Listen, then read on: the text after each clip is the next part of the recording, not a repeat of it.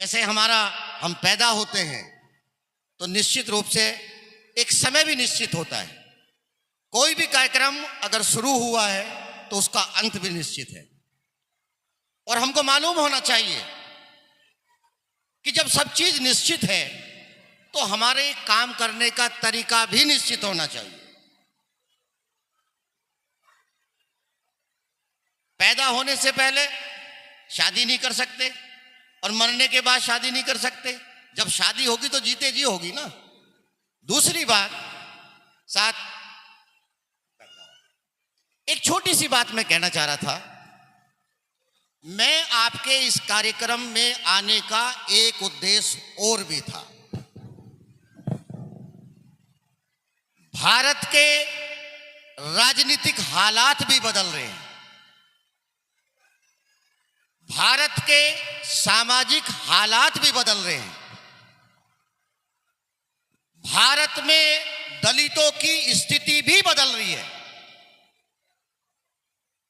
भारत में जो दलितों के जीवन में जो सबसे बड़ा सशक्त माध्यम बना, उसके ऊपर एक प्रहार है। मैं जानना चाहता था इस कार्यक्रम के माध्यम से यहां आकर के कि आखिर लोग क्या चाहते हैं। क्योंकि नेता आपके बीच में नहीं आने वाला।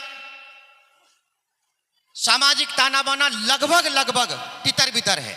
सामाजिक ताना बाना लगभग तितर बितर है।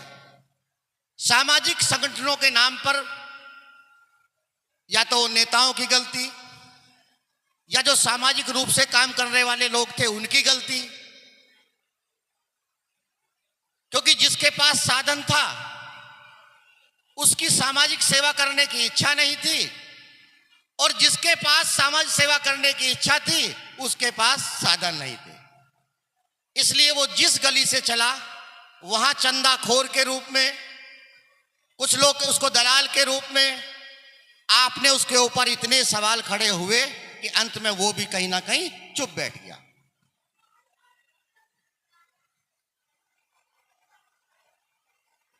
आप क्रीमी लेयर के लोग हैं, ये मैं नहीं कह रहा, ये सुप्रीम कोर्ट कह रहा है।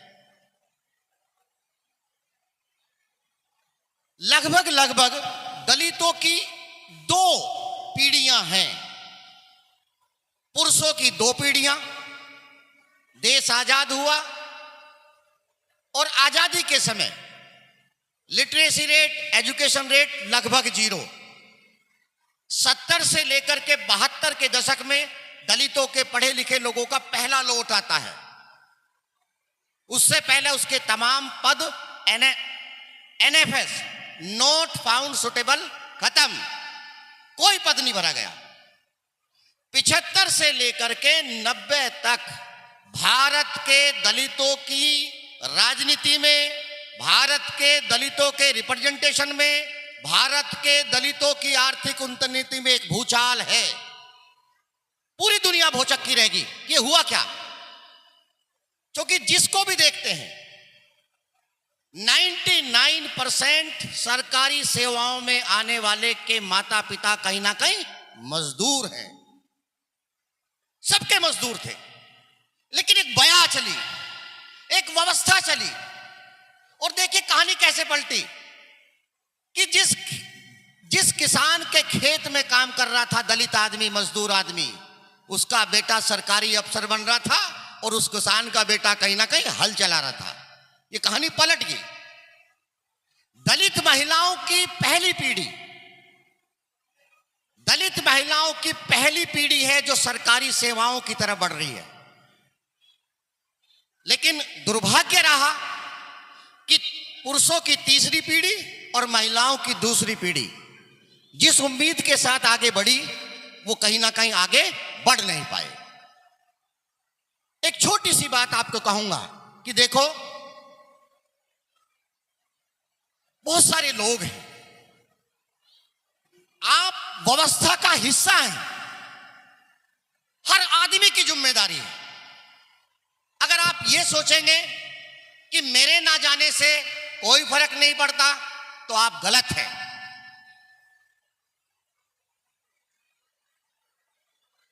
भारत की आबादी का सबसे बड़ा समूह, यह आरक्षण के ऊपर हमला नहीं है। आप समझिए कि भारत में सबसे बड़ा एक जातीय समूह जिसमें विभिन्न उपजातियां थी वो 22.5% है। कोई भी जातीय समूह इतना बड़ा नहीं है। हां, जहां आप पैदा हुए हो वहां आप अपने आप को जाटव कहो, चमार कहो, वाल्मीकि कहो, कुम्हार कहो, धोबी कहो, कोरी कहो। जात का दायरा कितना बड़ा है। जहां आप पैदा होते हैं वहीं जात का दायरा सबसे मजबूत होता है, चाहे वो ब्राह्मण की जात हो, चाहे आपकी जात हो या किसी की उपजात हो।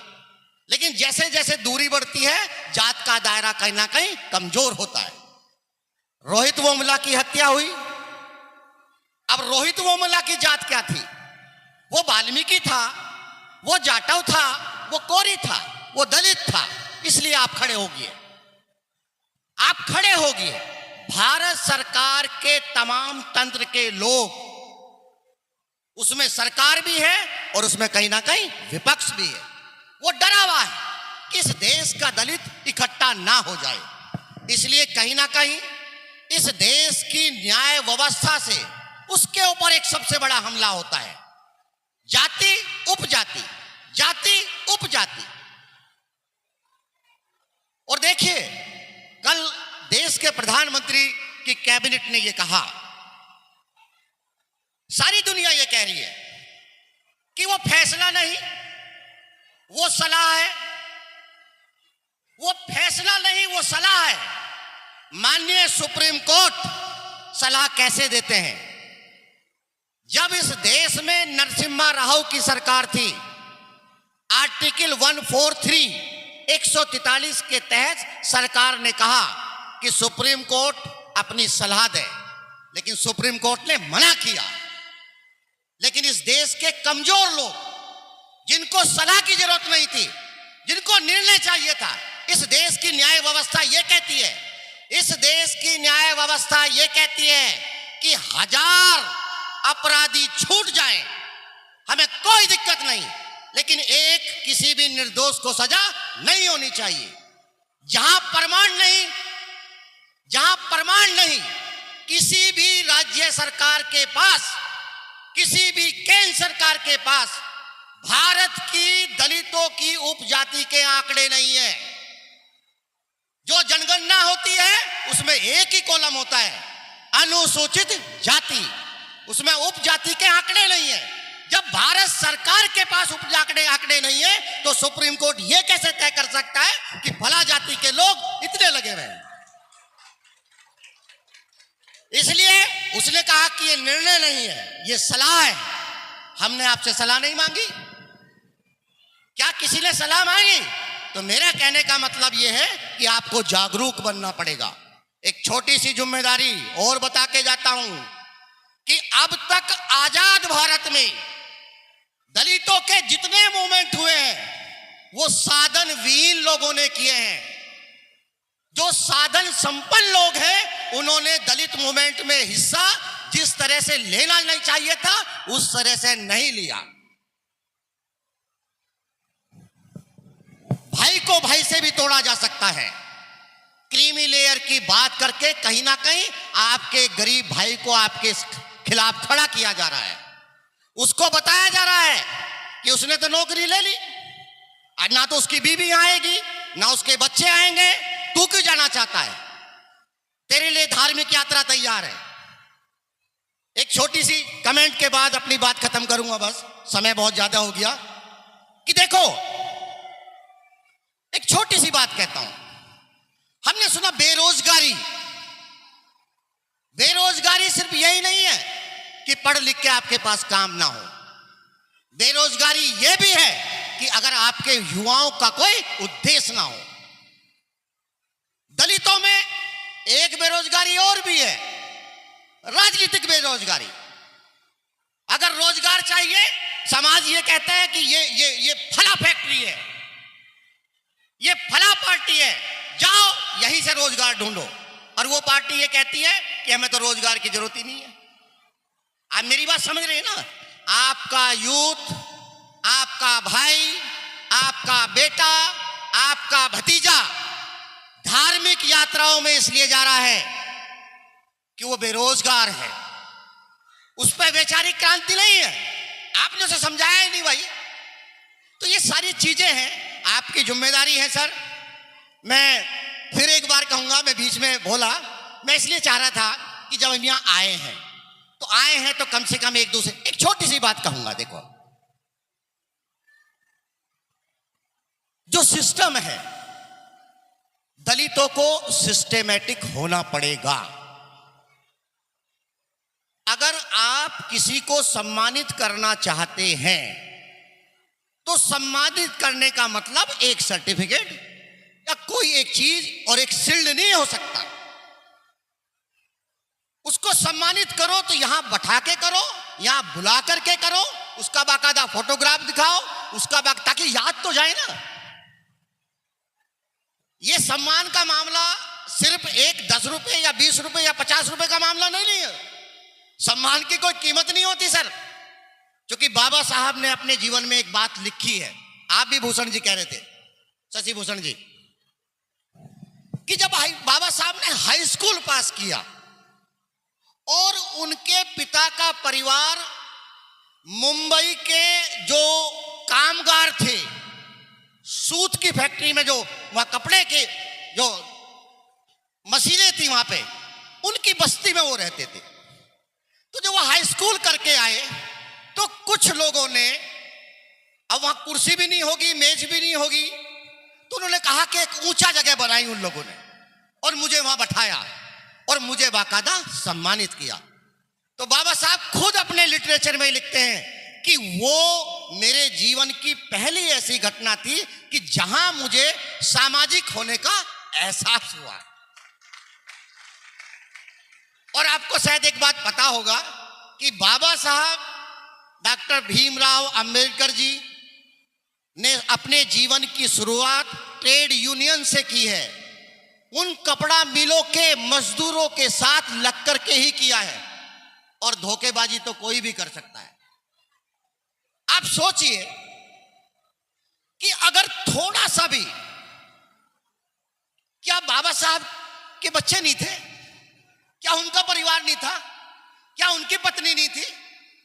450 रुपये की स्कॉलरशिप जिस आदमी को मिलती हो, ऐसा कहा जाता है, तमाम लिटरेचर ये कहते हैं कि बाबा साहब की पत्नी के भाई की जो पत्नी थी, क्योंकि उनके जो पत्नी जो रमाबाई जी हैं, उनका भाई की मृत्यु होगी और वो सड़कों पे जाकर के कुछ ना कुछ छोटा मोटा काम करते थे।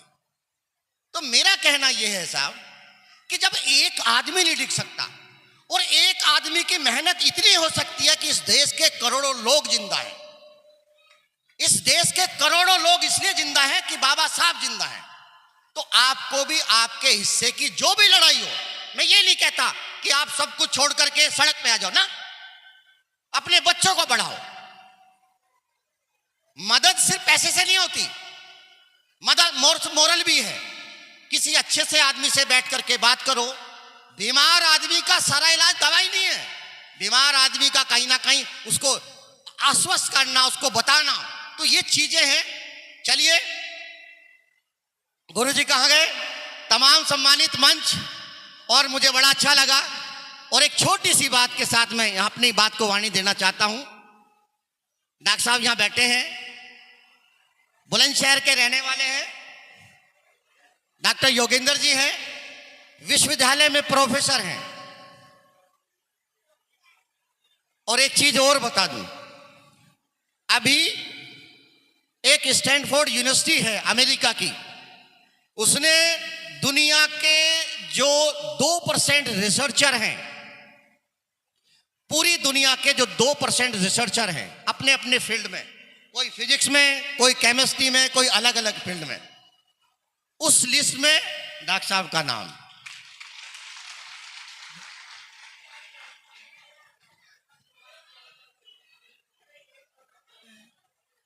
यस, देखो,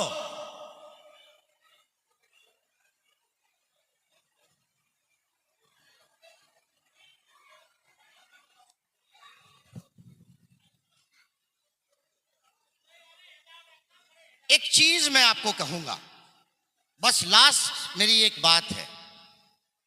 जहां से मैं शुरुआत किया और जहां मैं अंत नहीं चाहता, मैं इस दलित मूवमेंट का अंत, इस देश का दलित मूवमेंट जिस दिन इस बात को समझ गया, उसे दुनिया में कोई नहीं रोक सकता।